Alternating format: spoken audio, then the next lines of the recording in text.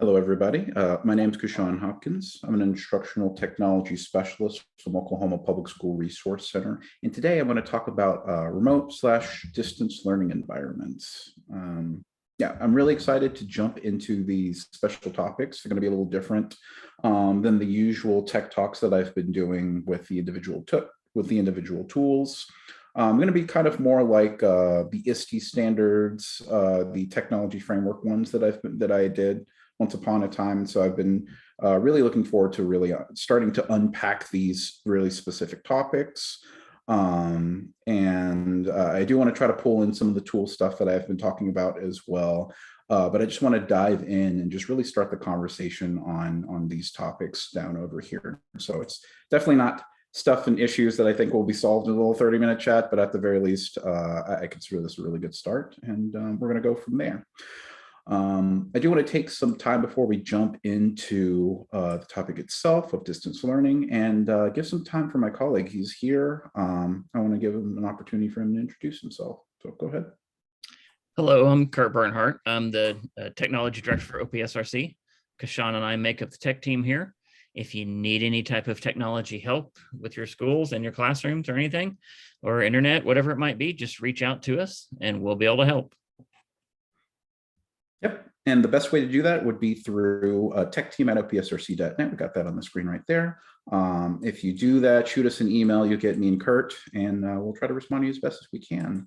Additionally, if you're in the live session, we have the slides on here. I'm going to read this out because it is case sensitive. So it's lowercase t period ly / uppercase f b d b.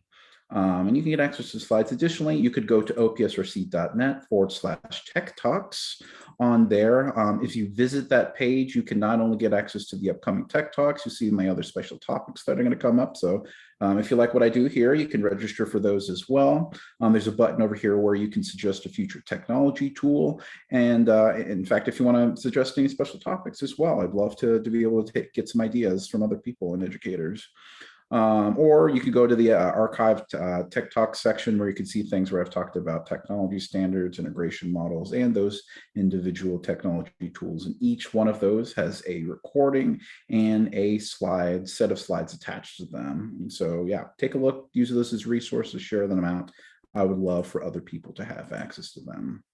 In particular, this one, I feel like I put a bunch of goodies inside over here. So without further ado, let's start unpacking here. The first thing that I want to start with that I do with all my tech talks is the objective here. After this tech talk, educators will be able to implement learning and design principles, best practices, and technology in a distance learning environment to support student learning. And so I underlined this bit over here because no matter what we put into the classroom, remember, at the end of the day, it's all about the students on here. And so I try to use that as a sort of like a guiding light in this sort of journey that I started on. And I'm trying to bring in my own experience and perspective on here. So that's why I think it's important to take a look at the design principles, take a look at those best practices, and see how technology can really enhance or even set up and enhance those learning environments that you have there.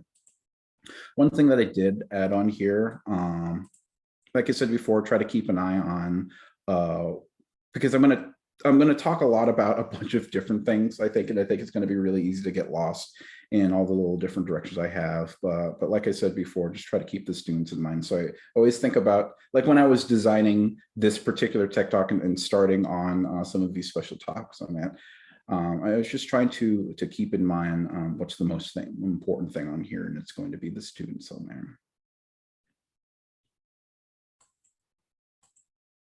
So a quick schedule here, so we have an idea what's going on. I'm going to try to answer these 3 questions the best as I can, and I'm going to bring in other my own personal experience, but also a bunch of different perspectives on here and resources. I try to get some information for some of the experts here, and I just try to answer these 3 questions. 1, what is a distance learning environment or distance learning environments or remote learning as well?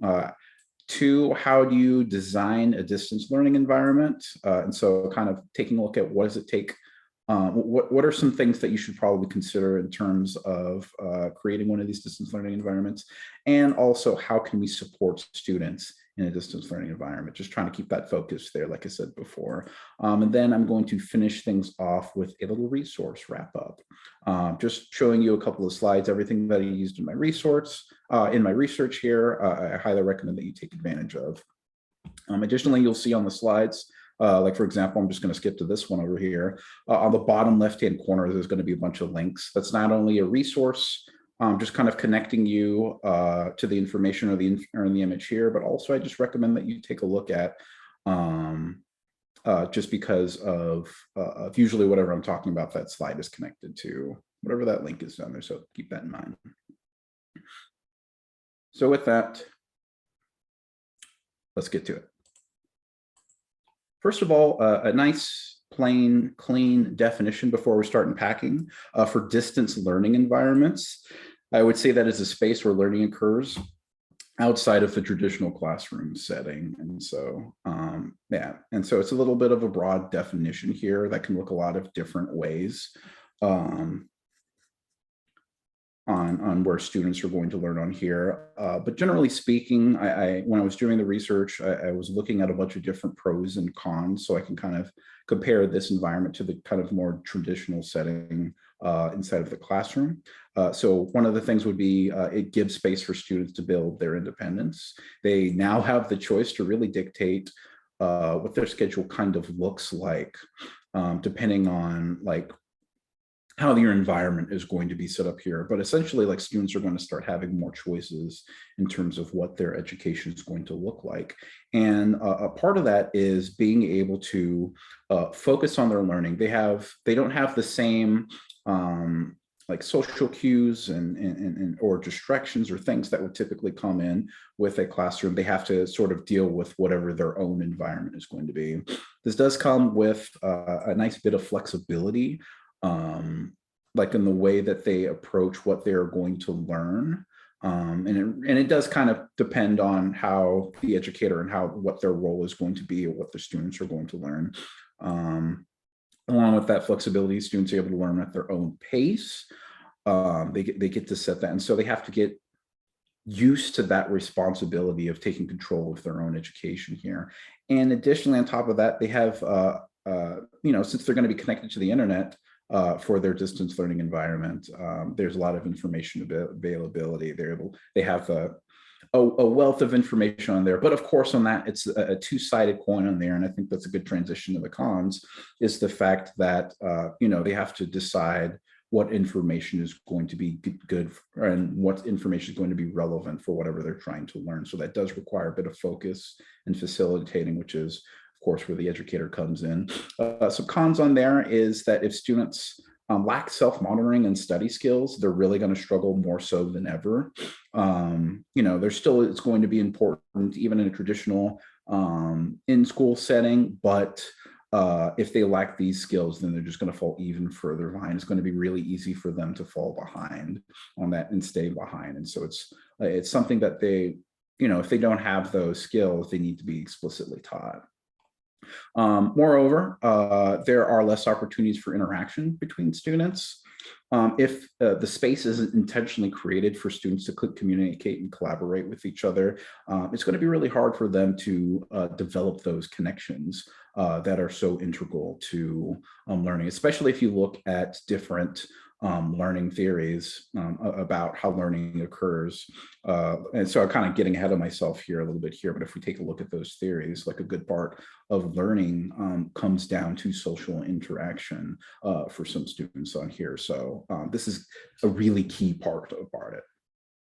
Additionally, if students are struggling with hard technology issues, if they're lacking the hardware to make it happen, if they're lacking a really good, stable internet connection, it's going to be a really tough struggle. And that is in particular where that digital divide issue is really exacerbated in these situations where students are limited to their education by the technology that they have available to them. And so that just like that simple access to internet is so important. And also on top of that, the lack of physical practice. I know if a class relies heavily on things like hands-on to activities like labs, it's really hard to translate that over in some cases. And so we do have to think a little creatively. Sometimes the answer is not in front of us. We have to reach out to our colleagues and try to figure out like, hey, what's other people doing to make that happen? All right, so those are some good definitions on here. Other aspects that you can take a look at are on this nice little graphic that I got from Remote Learning 101. Very nice stuff. So you could take a look at really any of these and get a clear idea of what distance learning will look like. Like, for example, there's no one right way of doing that on what that looks like. Sometimes you just have to really fit the needs of your students. Or other things to take a look at would be things like assigning a manageable workload.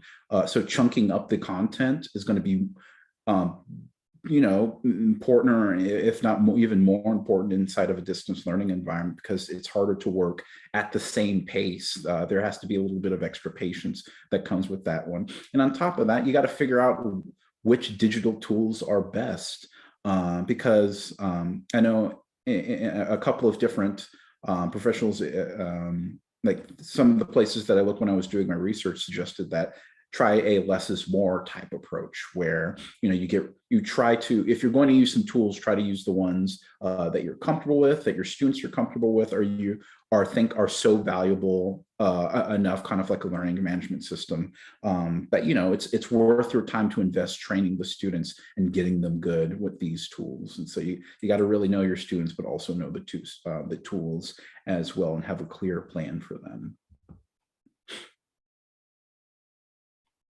So that's a bit just broaching the topic of distance and remote learning there.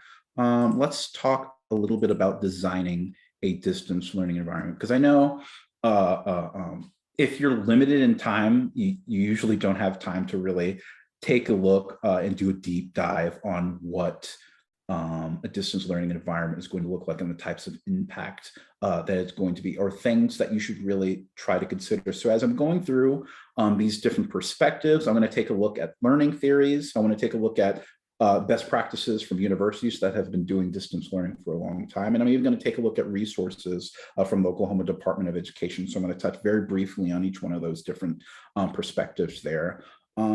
Take a look at these and try to think of things that you haven't even considered yet, or consider these like reminders of things to look at in your own, if you're doing a distance learning environment or you're getting started to do one of these. So taking a look at learning theories, I try to pick some of the main 3 ones to take a look at, and I have just a reminder, there's an article there at the bottom left-hand corner that connects to these if you need a little bit more information. So I try to look at the way that people learn. And of course, there's a lot more that you could take a look at, but I just wanted to look at broad categories without getting too far into it. But taking a look, because of the fact that the way that learning is delivered is not nearly as important as taking a look at the way that people learn on here. And so, like, for example, behaviorism, which is learning by forming good and useful habits. So if you're looking at that perspective on there, students need to be trained with those good habits. Like we were talking about a second ago about learning those study skills, like being able to kind of set those schedules or set a goal or hit those markers and try to create habits that will reinforce good learning. So that's one way to take a look at it. Another perspective to take a look at would be cognitivism. So this is like learning by properly processing new and connected meaningful knowledge. And so the idea of being able to connect old information to new information in a meaningful way is still going to be important. And so taking advantage of things like graphic organizers. So stuff like that is available through different tools, like if you're using Canva or if you're using a portfolio software or something that's able to put a bunch of pieces together, like in Seesaw. I think some of those tools are already built out in a way that lets you connect those different pieces together and into something that's meaningful for the students themselves. And a lot of that will come from students becoming more comfortable with those tools and building something over time. Or another piece to take a look at it would be Well, we're looking at constructivism. So this is like learning by connecting socially or collaboratively. So building those spaces, like taking advantage of, like, we're in a Zoom meeting right now, and all of those have wonderful features that can encourage students and even help them create a space where they can connect with others. And this can happen synchronously, like, for example, using breakout room features to do small groups, or you could do it asynchronously. You could throw in Google Documents and have students work on this document and add ideas and try to brainstorm and try to work together on projects, or pull together a bunch of resources and work towards a goal there for them. And so there's lots of different ways that you can approach this, I think, using this theory. I do have more humanism and connectivism, but I'm going to save that probably for another time. But I do think there are just a number of perspectives that you can consider when building out your learning environments. Another thing to potentially take a look at is see what the experts are doing. You can take a look at, even if it's a different age level, you always still take a look at what is good for people and their learning, and then try to apply what you think your students are going to need. So I've included a couple of quotes. This comes from the Harvard University. Like, for example, you want to try to look for your opportunities for students to engage with you and another. And so like that feedback, the feedback loop is so important. Looking at tools that actively encourage that, not only just between you and your students, but the relationship between the students themselves as well. I know that, and moreover, I know the temptation is to do long lectures, but also they say long lectures support passive learning and not quite as effective. So if you do want to do lectures, there's ways to translate that, like breaking it up into smaller pieces and then adding like a piece like some kind of actionable item there. So like, for example, the Edpuzzle tool is quite good for that. Creating the videos, doing those recordings, but also adding that little piece that makes sure that students aren't just reading something or watching something and they don't have something to do with that to apply what they learned on there. Down over here, setting classroom norms. That classroom management piece is also going to be really important when it comes to distance learning environments as well. Just having information in a consistent place, or having a place where students know they can do their work, and then they have a rough idea of how long it's going to take for them to get feedback. And I know that really comes down to the way that the educator structures all of these things, but just having consistency is going to be more important than ever, I think, when it comes to these learning environments. Other things to take a look at is trying to be flexible and inclusive. Like I was talking a little bit before about that digital divide, just being patient with your deadlines with students, because like I said before, the timing is going to be a lot different. The pacing of what students can accomplish is going to be wildly different for some students. And so just having that extra bit of mercy for them, I think, is going to be really, really important. It's going to be something that comes down to knowing your students and knowing the types of needs that they have. I know I talked a little bit before it as well, but like having a consistent place to put all your assignments, it's in an efficient and effective way. I know I'm going to give a recommendation, but like not collecting assignments through emails, because it will be really easy to overwhelm a way that you communicate, like with your colleagues. So like just having consistent place, like that's why learning management systems are so important, because it really does keep it separated in a little place, and it's essentially in digital folders. And so like being proficient in those specific tools that are a core part of your learning of your distance learning environment is so important. Okay, another place to look at that I think you should consider are state department resources that are out there. There's a lot more of it on this page, and I wish I could just like copy paste a bunch of stuff from that page and just throw it on here or dump it into your heads, because there's lots of good stuff on there that I think are worth taking a look at. But I took a look at like their three broad topics that they have for educators. So that would be high level planning, which is being able to identify essential outcomes, needs, and competencies. So I think this part comes really down to figuring out what's important. And I know that's hard when it comes to like standardized testing and stuff. But it's so much more important now than ever, because it's going to be impossible without time and resources that we frankly don't have.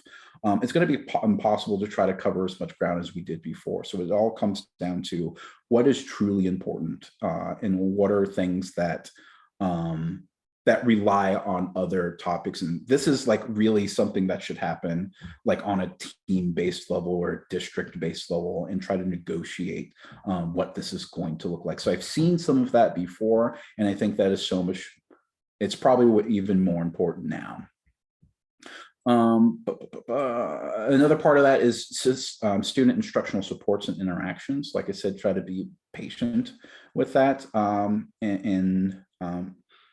yeah, and just try to take advantage of the fact that your resource, but I believe other students can be trained to be resources as well to other students. And so creating a space where students can be a community of learners and rely on each other. Yeah. And then also leveraging technology and online instruction.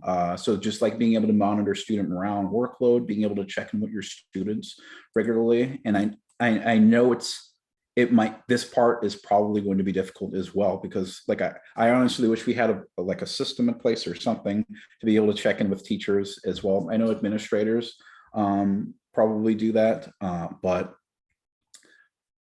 you know, they also have a lot of responsibilities as well. But just being able to monitor each other on a, not only on like the responsibilities that you need to get done, but also like on an emotional level, I think is going to be really important, especially for people who are really struggling with this, that struggled being dumped into this type of environment.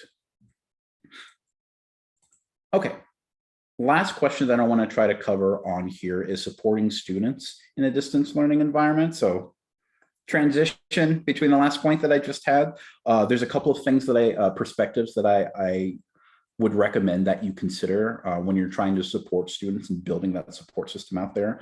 One of them is universal design of learning, or UDL. The other thing is taking a look at technology supports and also social emotional learning. So still building off some of the ideas that I've already discussed up to this point. So very short, surface level. In fact, I feel like either one of these could probably be its own little tech talk on it. And maybe it might. We'll see how that goes. But let's touch on each one of these. First of which being the universal design for learning.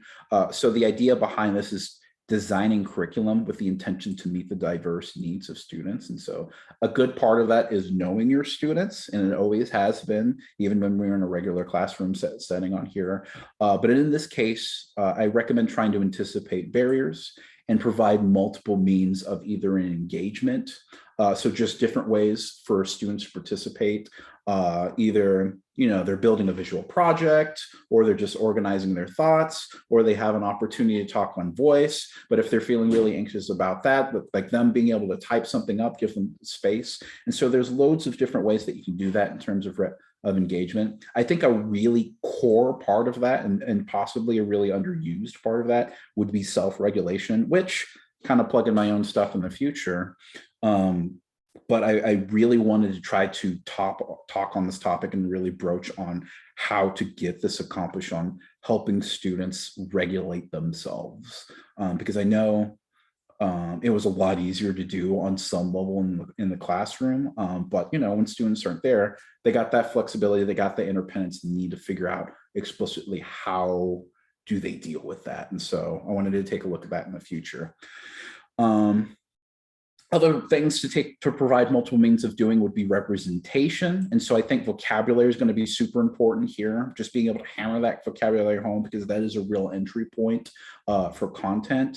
And just having like a shared space where students can take advantage of that vocabulary, in particular for students where English is going to be difficult for them. Try to make those considerations of thinking, okay, what is this tool or is this resource friendly in terms of the languages that my students speak, so things like that. And just taking advantage of engaging the different senses of students. Like I was talking about labs not too long ago, just having the opportunity to have students work with those different senses, because I know that can be hard if they're just looking at a screen the whole time, and working with that. The last thing on here for UDL would be action expression, just giving them an opportunity to not only get feedback from you, but from other students as well. And I know this is a big ask, but just kind of challenging you to try to get that feedback back to students as quickly as possible, because I know I've been I've been on both sides of an online class where I've been either managing it or being a part of it, and it just sucks when that line of communication is not there between the educator and the student. Okay, so yeah, that's a little bit of UDL. Over here is technology. Something that I harp a lot in a lot of my technology talks, and I'm going to say it again, is try to find the right tool for the right job. I know I have personally talked a lot about a bunch of different tools, and I tried to boil it down to what's important here, at least on this slide here. So things you should take a look at would be learning management systems. And so you probably have one that your school already uses, and it's going to be a huge advantage. The huge advantage of that, of everybody using the same tool there, is students are going to build that practice from classroom to classroom. And so becoming proficient of, organizing all of your stuff in the same place so students can find the materials, or having students turn in assignments in the same place, or they're able to look up their grade book in the same place, is going to be really powerful. Having a tool for interaction, so Zoom calls, becoming familiar with what's possible there, and being flexible in terms of how students interact with not only you, but with each other. And also a parent communication can also be a really powerful piece, just because of the dynamics of parents' roles in a distance learning environment. They're able to reinforce in ways that they weren't able to do before, potentially. Next is another thing is curating content, like having regular, reliable, high quality sources that you can reach back to. So things like Khan Academy, museums that you could reach into. I think, gosh, I forgot the name, but I see it's stuff on there. I'm sure I'll remember if I look a little bit later. Nearpod, yeah, absolutely. Being able to pull content from there that's already built out. Take advantage of that stuff that's already built out. It will save you time, and I know time is a huge premium. A place to create content. I even have it, I think I still have it up here. Yeah, I sure do. Like things like Screencastify, like screen recorders. Zoom has a decent screen recorder, and then being able to put it in a place. So being able to create your own individualist content. There's something so strong. And it's the reason why I have my face in all of, I try to have my face in all of these tech talks, is just having a physical person there, even if you're just watching a video, is such a key part of bringing that personal touch in whatever you do inside of your classroom. And then finally, having ways to collaborate. Like if you basically look at any of the Google tools, they have collaboration pieces attached to them. So just becoming familiar with tools to be able to help that interaction, that communication piece there, I think are going to be good things to take a look at. And if you need some recommendations, if you're looking for some tools, reach out to OPSRC. We've done a lot of technology talks. I've even linked the page down there. And if you just want to shoot me an email, or Kurt, either one of us, he's watched all these tech talks here. Take a look, because there's lots to look at there. Okay, we're down to my last piece, which is social emotional. Last but not least, I know I'm going to go a little bit over, and it's probably going to be fine for this one. Because I just want to spend a little bit extra time on this one. But if you're here and you're listening to me, or you're listening in the recording, thank you so much. I really do appreciate it. And yeah, I'm real excited about these special topics, just because they open my mind to the other things that are possible, and other things that I feel like I really want to unpack. But at least for right now, I think this is a good start for me at the very least. But yeah, my last point on here, just another way to support students is through a social emotional learning. And CASEL, they did the fundamentals of social emotional learning, say to look at 5 different perspectives here.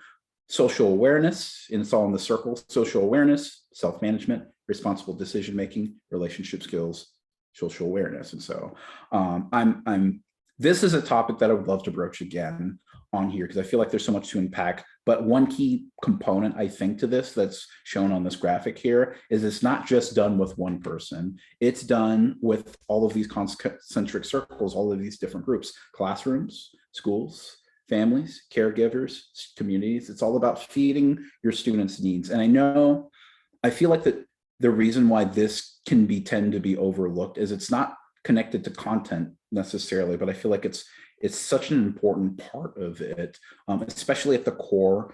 So taking a look at some of those learning theories, especially at the core of what students need, if they are going to be in a place to be receptive to be learning. So taking care of things like, is the students like, what's the student's home life like?